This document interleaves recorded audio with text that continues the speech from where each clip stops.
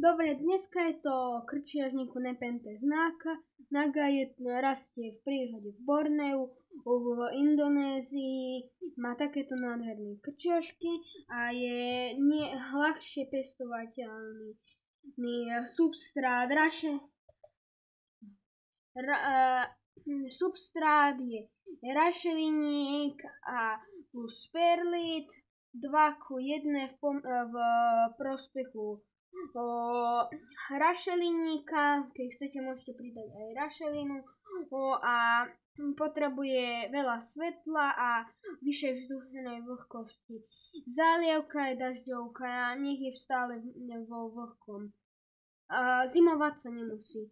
A pokiaľ ste dokúkali až sem, prosím, potešili by ste ma odberom a lajkom na toto video. Dovidenia, čus.